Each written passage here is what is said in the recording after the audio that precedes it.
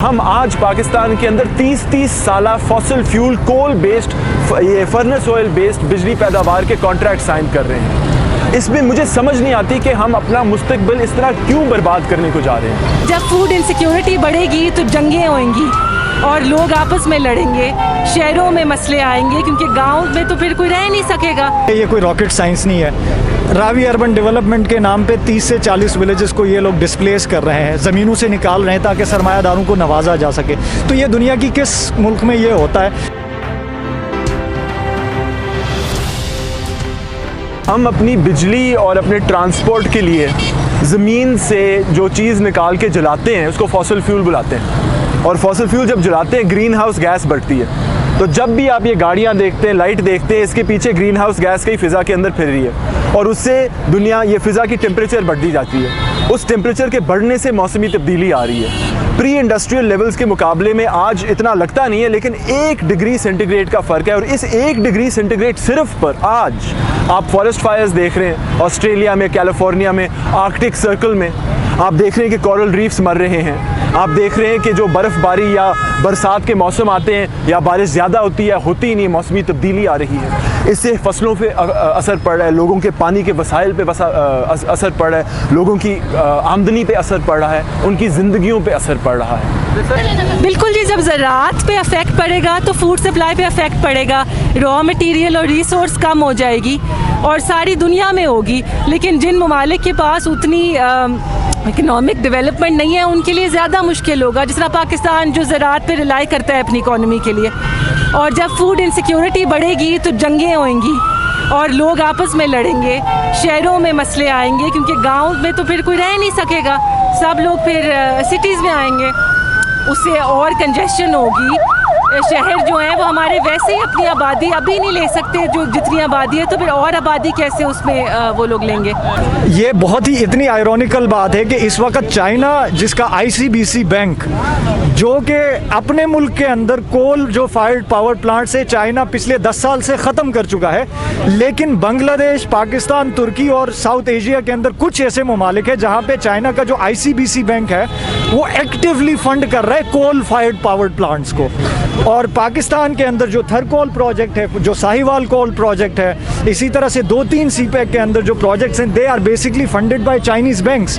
उसकी बुनियादी वजह यह है कि ये कोल जो है वो बेसिकली एक इमीडिएट सोर्स ऑफ एनर्जी, एक easily accessible source of energy है। और चूँकि चाइना के पास कोल तो बहुत ज़्यादा है, इट्स वेरी रिच इन कोल, खुद जो है वो इस्तेमाल नहीं कर रहा, बल्कि वो दूसरी कंट्रीज़ को एक्सपोर्ट कर रहा है कि आप इस्तेमाल करें, आप अपने माहौलियात को तबाह करें, हमें कोई मसला नहीं है। आप as long as you are paying us billions and billions of dollars, हमें कोई मसला नहीं है, आप जो है वो कोल इस्तेमाल करें।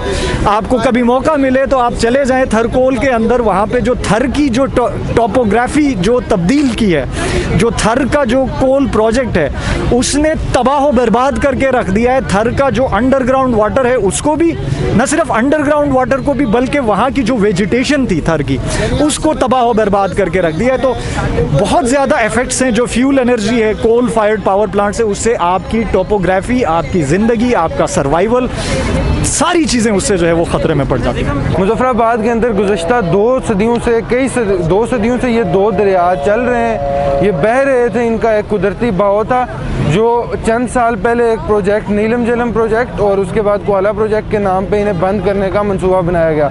इनको दरिया को शहर के अंदर से मोड़ के शहर के बाहर लेके गए, जिसके बाद शहर के अंदर का टेम्परेचर बहुत ज़्यादा रेज़ हो गया है, बहुत ज़्यादा टेम्परेचर हो चुका है। सिर्फ 1 साल के अंदर दरिया नीलम बंद कर दिया गया है और उसके बाद 1 साल के अंदर टेम्परेचर के अंदर इतना ज़्यादा इंक्रीज़ आ गया है कि वो महसूस 4-5 डिग्री ज़्यादा महसूस हो रहा है, महसूस होने में।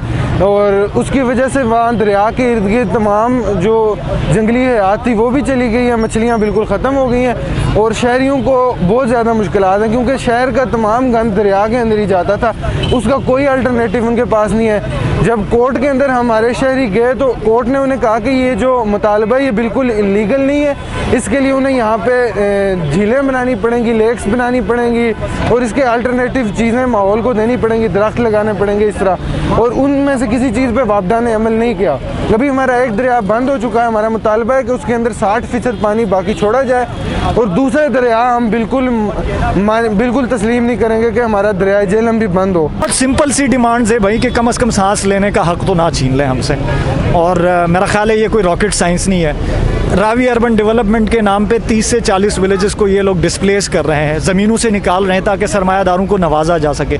तो ये दुनिया की किस मुल्क में ये होता है कि आप लोगों से उनकी इंडिजिनस ज़मीनें निकाल के उनको बेदखल करके वहाँ पे जो है वो सरमायादारी को जो है वो सरमायादारों को जो है वो नवाजे और डेवलपमेंट जो है वो करे। मसला ये है कि इस रियासत के अंदर जो डेवलपमेंट होती है वो एक ख़ास तबके के लोगों के लिए होती है और एक ख़ास तबके के सोच को परवान चढ़ने के लिए जो है वो होती है, और उसका हतमी मकसद ये होता है कि no matter you destroy the nature, no matter how vulnerable the nature is, as long as you are getting profits out of it, आप इस तरह की डेवलपमेंट करते रहो। यही मॉडल आपको पेरिफ्रीज में भी नज़र आता है। गिलगित बल्तिस्तान के अंदर 60% जो जंगलात हैं, 60% जो ज़मीनें हैं, उनको कब्ज़ा इसलिए किया गया, कभी नेशनल पार्क हमें कहते हैं कि हम बना रहे हैं, कभी बायोडाइवर्सिटी हम सेंचुरी बना रहे हैं। ओ भाई, आप ज़मीनों से बंदूक को निकाल के कम्युनिटीज़ को डिस्प्लेस करके आप कौन सी डेवलपमेंट कर रहे हैं? उनका लाइवलीहुड छीन के कौन सा आपने जो है वो उनको जॉब्स दिए हैं, कौन सा आपने जो है वो उनको जो है वो ऑलरेडी चीज़ें दी हुई हैं, उनको डिस्प्लेस करके आपने कौन सी डेवलपमेंट करनी है? तो मेरा ख्याल है इस तरह की जो डेवलपमेंट मॉडल्स है, हमारा मुतालिबा यही है कि भाई आप अपनी डेवलपमेंट की प्रायोरिटीज़ को जो है वो सीधा कर लें। इस तरह से डेवलपमेंट जो है वो नहीं होती। एक देखें, आप समझें, इस वक्त पाकिस्तान के अंदर जो रिन्यूएबल बिजली के टैरिफ्स हैं, जो कि आप समझ लें सोलर और विंड के हैं, वो फॉसिल फ्यूल यानी कि कोल और थर्मल के मुकाबले से सस्ते पड़ते हैं। तो ना सिर्फ माहौल के लिए अच्छे, ना सिर्फ हवा के लिए अच्छे, मगर सस्ते हैं। उसके बावजूद हम आज पाकिस्तान के अंदर 30 साला फॉसिल फ्यूल कोल बेस्ड, ये फर्नेस ऑयल बेस्ड बिजली पैदावार के कॉन्ट्रैक्ट साइन कर रहे हैं। इसमें मुझे समझ नहीं आती कि हम अपना मुस्तकबिल इस तरह क्यों बर्बाद करने को जा रहे हैं। क्लाइमेट चेंज या माहौलियाती तब्दीली असल में ये सोचिए कि हमारा जो स्यारा है उसके अपने मौसमियाती पैटर्न है, लेकिन इंसानों ने अपनी हरकतों की वजह से उन जो हमारे जो नेचुरल जो वेदर पैटर्न्स हैं उनको तब्दील कर दिया है। वो इस तरह तब्दील किया है कि जहरीली गैसेस जब वो आसमान में जाती हैं वो हमारे स्यारे के इर्द गिर्द, आप सोचिए, एक उन्होंने लेयर बना लिया। उस लेयर में समुंदर की तपिश जो है वो अब्जॉर्ब हो जाती है या जज्ब हो जाती है। जब वो जज्ब हो जाती है तो उसकी वजह से हमारे स्यारे या अर्थ का जो